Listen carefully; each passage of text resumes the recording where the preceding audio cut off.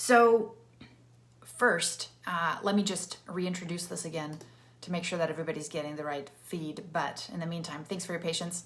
And do say hi, that'd be awesome. Where are you visiting from and what gets you interested in interactive stories?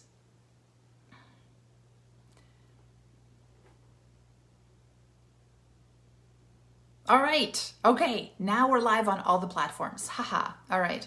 Let me just make sure I'm bringing up all the right people here. But today we are going to talk about the wonderful failure. And what I wanted to do first, and this is all in relationship to creating engaging, interactive stories, right? So one of the things I wanted to do is first say, where are we going to place this awesome mechanic, this wonderful failure, all right? So first, before I go on, I'm just going to make sure I bring on everybody so that if you are here, I can see your comments. And by the way, somebody did comment that they enjoyed my, oh, hi Letrex, so nice to see you. That they did enjoy my scribbled notes on paper better than the printed out pro ones that I had, which is kind of cool because, low tech is better than high tech. So therefore, what I'm doing is I'm actually going to show you my drawn pictures. All right, cool. All right, so first off, let's talk about an interactive story. And I'm not just going to give you this for context today, but oh, hi Amar, nice to have you here. One of the things that's going to happen is eventually in your story, you're going to have an ending, right? Beginning, middle, end, right? However, one of the things that you may do very strategically is you might present somebody with an ending in your story that happens either earlier than they anticipated because of certain conditions, right? So let's walk through this. You're crafting an interactive story, and let's say in the very beginning, when somebody's making these decisions, they mess up a lot. They choose, like, you have, let's say, 6 decisions here for them, 6 scenarios for them to make. And then the first 3 scenarios, they really, really suck. And you're like, this isn't going to be helpful to you if you're constantly choosing the wrong option, because that means you're not really getting the lesson. Because there's other things that I've built in place here for you to be like, I don't think this is actually the right path. And hopefully also the consequences here that you're getting from each of these scenarios is so juicy that you're like, maybe this isn't the right approach. And I'm thinking you're just not getting it. So what I want to do is maybe and we talked about other strategies before this, like the karma meter. If you want to see that, watch my other live videos, they're in my stream. But basically what happens is if I'm keeping track of how you're doing, I may choose to kick you out early and have you try again, which is kind of a hacked mastery loop, because I want you to not go through the entire experience basically having a poor experience, right? So I'll kick you out. And there's several ways to do this. But what's really important is that a lot of people will design an experience like this and say, oh yeah, if you make 3 really bad choices in this story, I'm going to kick you out. But what you need to do is you need to amplify that fail. And that's why we call it a wonderful failure. So, and the wonderful failure, right? You can see this. Hi, Martin. And the wonderful failure, what's important is that there's many reasons why you want to kick somebody out early to like a real big fail, right? They made a ton of poor choices maybe, and sometimes it's just in the very beginning, it might be something that goes wrong and you want to kick them out. It's bad karma, which means that they've scored super low and you don't want to take them all to the way to the end. They haven't really earned it, right? You want them to be like, okay, sorry, basically early death, right? Or they ran out of time. Sometimes people dilly-dally on their choices, and you might say, you didn't make the choice fast enough, because this is one of those situations where the decisions need to be really quickly made. It's critical. Look what happened. A wonderful failure. So the thing you want to do here is you really want to amp up the failure, because failures help us learn, right? And what you want to do is, so this is like a movie cutscene, right? It just goes to like the worst possible ending, right? Like you lost your job, or in some cases, if you're doing something like let's say you're doing, sorry, I'm one of those people who like loves to dramatize endings because I know that you have to in order to have impact on people, right? So it might be that if you don't get the sales, let's say you don't meet your sales quota for the week or for the month, then you don't just lose your job. You have to go home and tell your little girl you can't get her that bike for her birthday, and she just ends up crying, right? Pretty awful, right? But that'll get the message through, right? So what you want to do with this is to place it strategically, but it has to have like the right intent. And you can't just say, okay, well, you didn't do so well, try again. Make them suffer through it. So this is supposed to be a way for you to make sure that they're not actually looking forward to this. It doesn't just feel trivial. Because in the real world, it's not going to be trivial. In the real world, it's going to suck, right? So you got to show them how it's going to suck in the real world for this character that you're crafting in your interactive story. So the path to failure, let's just go back to the interactive story and see where we could actually implement this strategy.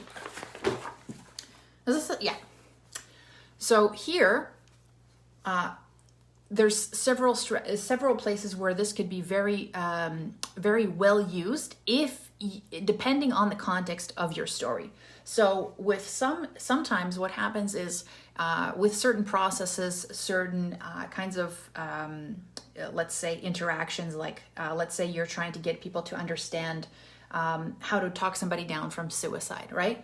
So maybe the very first steps this is, let's say, a 7-step process that you're kind of walking the scenarios or walking you through. Maybe the first or second questions are so critical for you to get right that if you don't, you kick them out to a terrible failure. You might not do that in something as dramatic as that, right? Because one of the things in your training you might want to do is actually reinforce the best case scenario. But if you're a doctor, and one of the things that you're trying to do is get somebody to really buy into a different way of different lifestyle because they're, let's say, terribly overweight, and you're like, okay, let's get some buy-in here. But if you judge them in the very first let's say interaction, and you don't give them opportunity to explain their own challenges, then you've basically lost the rest of this. So you want to kick them out to a wonderful failure up front, because maybe these first decisions, if not done correctly, will really have a negative impact on the rest of those interactions. That's an opportunity for you, right, to use a wonderful failure. Also, maybe just the like we talked about, karma score, right? Maybe this accumulation of things, and regardless of where they are in here, if the score becomes below a certain number, then you kick them out, right? And you can also do this at the very end, where you have your ending should always be like something that is a really clear difference, right, between the state they are in now, their character is now, and the state that they're in at the end. Like, it should feel like, the best movies, it's like, if you think about the best character development and the difference between where they are now and where they are in the future, it's when you think about Star Wars, it's one of those cool ones. Luke Skywalker starts off as a farm boy in some desert town or desert planet, and he ends up at the end, he's like the savior of the universe, and he's getting a medal from a princess. Like, wow, what a difference, right? So you want to amp up not just the success, but also the failure, right? It has to be explicit and fairly painful, so that it matters that they suck, right? Because that's a big deal. So I think that's kind of cool. Now, if you're the kind of person who's thinking, oh my gosh, this interactive story thing, it sounds like I'm actually helping people change behavior. You are. The goal of this is not to teach somebody how to be a hero in 15 minutes, right? The goal of this is for you to create an emotionally basically emotionally connect to this character who could be them, who could be your learner, and say, man, look at this. I've been looking at the world all wrong. If Jimmy here could do this, and look what he accomplished, I wonder if there's something in it for me that I could do that would help me, right? Like, the thing is, we have to realize everybody in the world has to connect emotionally first, has to have an emotional reason for making a decision, and then logically they'll convince themselves to do it. But you got to grip them with emotions first, right? And one of the things was really kind of challenging for me when I first started out. There's a bunch of different kinds of corporations and organizations that I worked with over the years, but when I first started out as a real instructional designer, what we would do is we'd have these meetings. They would happen kind of like once a month, and we would look at the cool stuff out there, right? And we'd be like, oh man, this is so inspiring. This is so awesome. Wow, that's great. And we get all fired up, right? Our entire team, we had all these instructional designers, multimedia people, and we'd be like, this is amazing, right? This is so cool. And then we'd go back to our desks, and it would be like the walk from the door to the desk would be that piece where reality would hit. Like, we'd say, well, this isn't really this isn't the kind of stuff that we actually do. I mean, for me, that was a huge like slap in the face and a kind of a frustration, because I would be like devouring all these resources. I was trying to push myself. I would take projects home to work on them to get really good at it. And we'd look at all this amazing stuff out there, and then we'd come back to our desks and we'd be told it's not the kind of stuff we do around here. And that really frustrated me. And it's funny because I realized that the only way for a lot of people, it's not that their job is going to have to change, because that's really hard, pushing up against the status quo at a place. And I've been to tons of places that have that status quo, right? Where every single idea that's new is kind of pushing up against other people's egos, basically.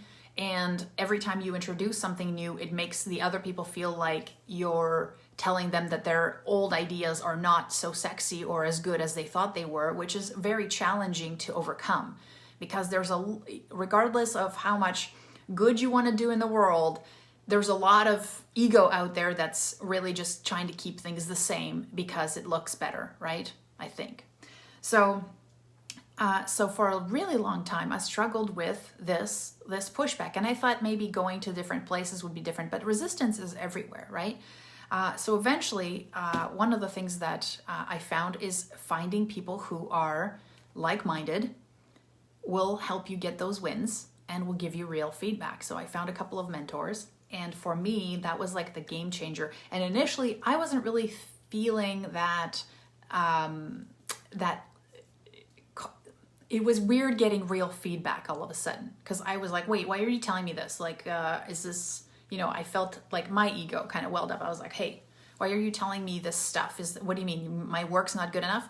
But when somebody finally challenges you or gives you real feedback about the work that you're doing, initially it feels weird, and you probably kind of get back into your little protective shell. But then when you have some, then you actually want more of it, because it feels like this is the actual way you can make momentum happen, because somebody actually cares enough and understands what the heck you're trying to do, right? And then you're able to get better, even though it hurts a little, because that's your little baby. But now I reinforce in our community, with our interactive storytelling community, is that one of the things that messes you up is when you're sharing your project that you've taken way too long to build it up into this perfect little thing. And when you share it, you're like so sensitive because you've spent so much time, right, refining this beautiful thing. And that bites you in the butt, because you end up, not really wanting that feedback or listening to it. So how do you overcome that, right? So one of the things that we do in our community is we say, hey, share early, share your shitty first draft. We love it. We love it. We want more of it, because the only way that rocket is going to make it to the moon is by bouncing off and course correcting, right, the whole time. And if you can have people around you that actually are there, willing and wanting to help you and actually understand where the moonshot that you're going for, that is huge. That's probably one of the best things about our program, is the fact that everybody is just so tough love candid, because that's the kind of culture that we've built up for each other, which is so cool. So now, if you want to craft your own interactive story, watch my live videos. It will definitely get you to the next level as far as I'm concerned, because a lot of the stuff out there, you're being told to take content and dress it up, and that's not learning. That's busy work. And it's not, I'm sorry, it's not satisfying. So if you're at the level where you've been doing that for a while and you want to get out of that rut and you actually want to create things that are impactful and make a difference in people's lives and actually move people from a state of complete apathy and unawareness to actually get them to, actually take action, then you probably want to craft an interactive story. Now, if you want to craft an interactive story and get feedback and actually have some awesome resources and coaching to get you there faster because you want to create something that you want to share with people out in the world and do it sooner than, the next decade, then I'm here to help you. You should book a strategy session with me. I'll put the link underneath the video so that during that session, basically it's free.